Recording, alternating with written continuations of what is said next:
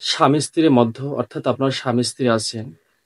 আপনাদের ভিতরে যদি এই লক্ষণগুলো প্রকাশ পায় অকারণে, তাহলে বুঝতে হবে যে সূরা বাকারা ১০২ নম্বরের আয়াতের আলোকে তাফসীরের আলোকে যে আপনাদের মাঝে কালো জাদুর বিচ্ছেদ করা আছে। দেখা গেল স্বামী হঠাৎ অকারণে মাথা গরম হয়েছে। ঘরের ভিতরে থাকতে চায় না। আপনাকে আগের মতো আর ভালো লাগে না। এখন সে অন্য একটা বিবাহ করবে। আপনাকে দেখলে তার শরীর জ্বালা-পোড়া করে, তার হাত-পা জ্বলে যায়, পুড়ে যায়। ঘরের ভেতরে আসে চুপচাপ শুয়ে থাকে, কোনো কথা বলে না। তাহলে বুঝতে হবে এখানে কালো জাদুর বিচ্ছেদ করা আছে। দেখা গেল আপনার স্বামীকে আপনার ভালো লাগে না, আপনার মাথার চুল ঝরে যাচ্ছে, আপনার স্বামীর প্রতি অনীহা, আপনার স্বামীর প্রতি আপনার ব্যবহার, আচার-আচরণ ঔদ্ধত্যপূর্ণ, অহংকারী, আপনার স্বামীর ঘর সংসার আপনি করবেন না।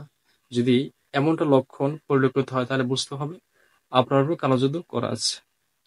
যেমন দেখা গেল আপনার স্বামী-স্ত্রী খুবই ভালো আছেন, খুবই সুখে আছেন, শান্তিতে আছেন, আল্লাহ আপনাদেরকে ভালো রাখছে। এখন এই স্বামী-স্ত্রীর মধ্য কেউ ধরুন সত্যত করে বিচ্ছেদ করলো। সেই বিচ্ছেদটা যেভাবে হোক, সে বিষয়ে আমার ভিডিও দেওয়া আছে বিচ্ছেদ কিভাবে করে। তো বিচ্ছেদ ধরুন করলো স্বামী-স্ত্রীর মধ্যে। এখন করার এক পর্যায়ে দেখা গেল ১ সপ্তাহের মাথায় বিচ্ছেদ ক্রিয়া আপনাদের উপরে প্রভাব বিস্তার করলো।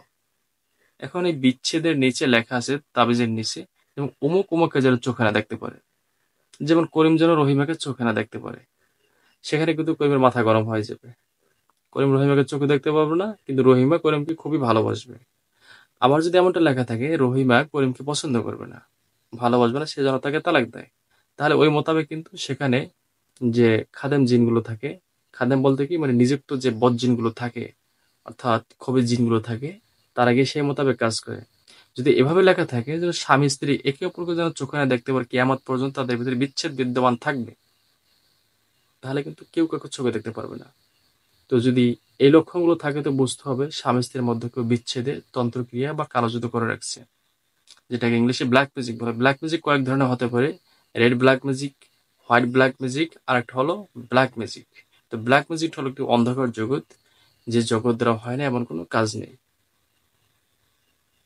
ব্ল্যাক ম্যাজিকের মাধ্যমে স্বামী স্ত্রীর মধ্যে বিচ্ছেদ, কারো বাচ্চা বন্ধ করে রাখা, কাউকে ভাগিয়ে নিয়ে আসা, কাউকে ঘর থেকে রাস্তায় পাগল বানিয়ে নামিয়ে দেওয়া থেকে শুরু করে A to Z করা যায়। অর্থাৎ যারা ব্ল্যাক ম্যাজিক করে তারা কাফের, এবং যারা এই কুফরি কালামকে অস্বীকার করে কোরআনের মতে তারাও কাফের। কারণ এই কুফরি কালাম সত্যটা আল্লাহ নিজে তার পাক জবানে সাক্ষ্য দিতেছেন। অতএব এটাকে বিশ্বাস করতে হবে। যদি কোনো হাফেজ, মুফতি, মাওলানা, মুহাদ্দিস, এমনকি ওলি আল্লাহ, গাউস, পীর, ফকির, দরবেশ, নবী রাসূল তারাও যদি অবিশ্বাস করে তারাও কাফের হয়ে যাবে।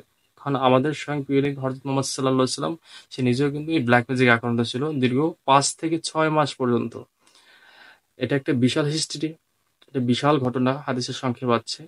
এটা বিস্তারিত জানলে আপনি অবাক হয়ে যাবেন এই ব্ল্যাক ম্যাজিকটা কিভাবে করা হয়েছে। তো স্বামী যদি ঘরের ভিতরে মাথা না দিতে পারে, আপনাকে পছন্দ না করে, ঘরের বাহিরে বাইরে থাকে, আপনাকে দেখতে পারে না, আপনাকে মারধর করে, তুই তাকে গালিগালাজ করে তালাক দিতে চায়, অথবা স্বামী স্ত্রীর ভিতরে যদি এরকম ধরনের লক্ষণ প্রকাশ পায়, তাহলে বুঝতে হবে কালো জাদু করা আছে। তো অতি দ্রুত চিকিৎসা নেবেন, কারণ এই বিচ্ছেদের মেয়াদ যদি দিন দিন বাড়তেই থাকে, ১ বছর, ২ বছর, ৬ মাস বা ৫ বছর এভাবে হতেই থাকে, এক সময় কিন্তু তালাক হয়ে যাবে। আর দিন দিন একের পর এক অশান্তি, ঘরের ভিতরে মারামারি লেগেই থাকবে, সংসারে কোনো শান্তি থাকবে না, একে অপরকে চোখে দেখতে পারবে না, স্বামী একদিকে চলে যাবে অথবা স্ত্রী ঘর থেকে নেমে যাবে। এটা হলো ব্ল্যাক ম্যাজিকের লক্ষণ।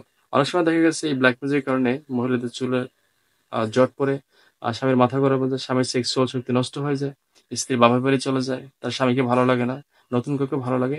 এই সমস্যাগুলো একের পর এক দেখা দেবে। যদি থাকে তো অবশ্যই কমেন্ট করে জানাবেন। আর আপনাদের যদি কোনো প্রশ্ন থাকে ইনশাআল্লাহ আমি জবাব দেওয়ার চেষ্টা করব। আমার সাথেই থাকুন, পাশেই থাকুন। সবাই ভালো থাকুন, সুস্থ থাকুন। আসসালামু আলাইকুম ওয়া রাহমাতুল্লাহি ওয়া বারাকাতুহু।